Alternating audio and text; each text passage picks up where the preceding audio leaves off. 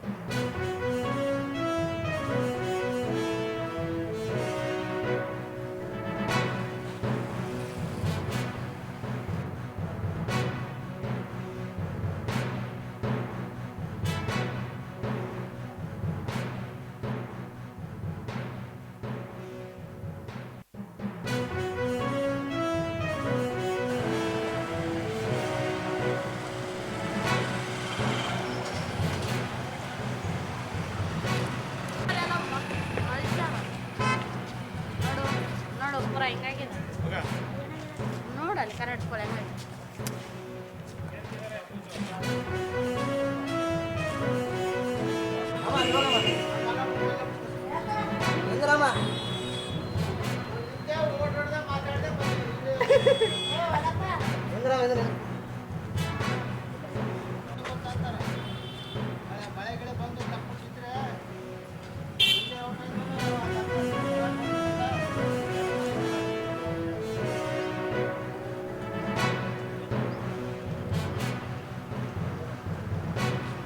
ಪಿಂಡೋಗಣ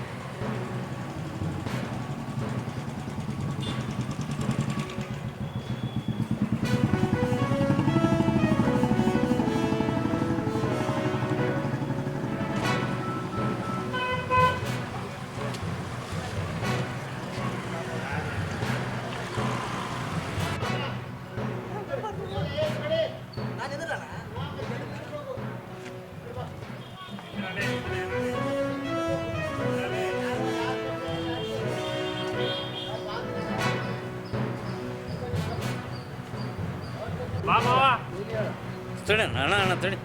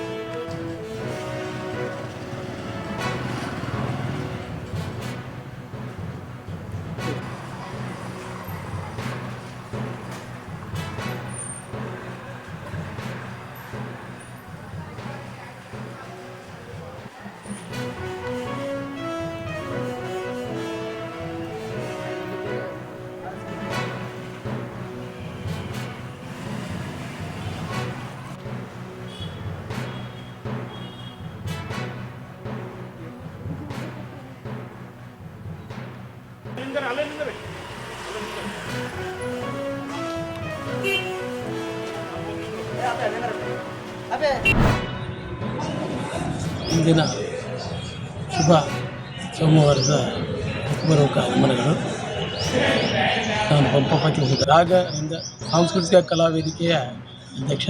ಇಂದು ಸಾಯಂಕಾಲ ದಿನಾಂಕ 29/12/2025 ಸಾಯಂಕಾಲ 6 ಗಂಟೆಗೆ ನಗರದ BR ಅಂಬೇಡ್ಕರ್ ಇರ್ತಕ್ಕಂಥ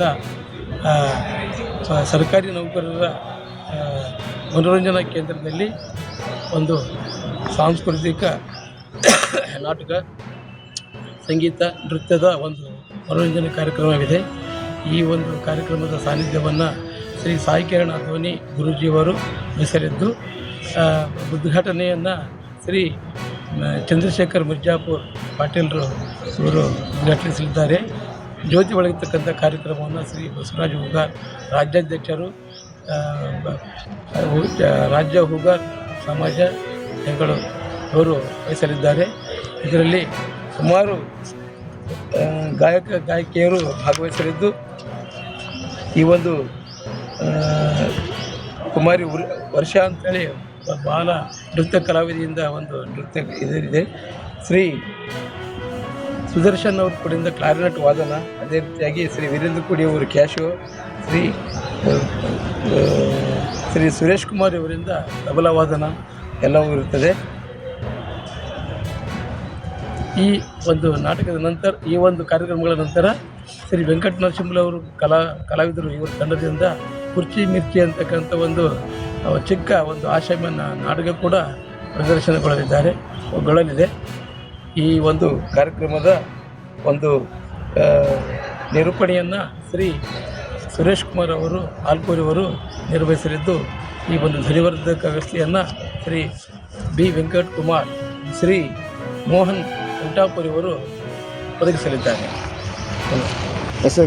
ಪಂಪಾಪತಿ ಹೂಗಾರ್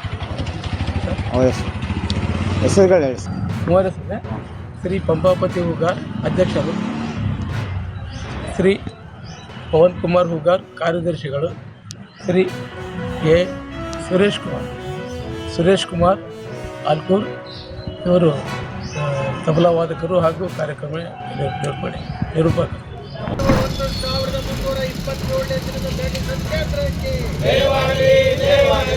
ಏಮ್ಸ್ಗಾಗಿ ನಡೆಯುತ್ತಿರುವ 1327ನೇ ದಿನದ ಧರಣಿ ಸತ್ಯಾಗ್ರಹಕ್ಕೆ ಎಲ್ಲಿಯೂ ಯಾತಕ್ಕಾಗಿ ಹೋರಾಟ.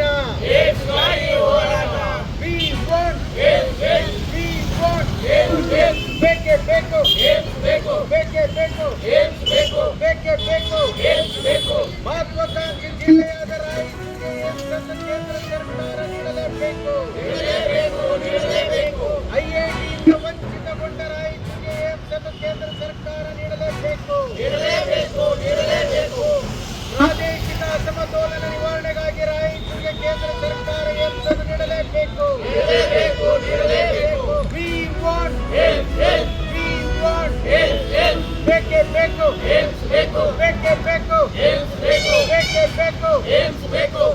ಆತ್ಮೀಯರೇ, ಎಲ್ಲ ಸುದ್ದಿಗಳನ್ನು ನೋಡಿದ್ರಲ್ಲ, ಏನು ಅನಿಸ್ತು ನಿಮಗೆ?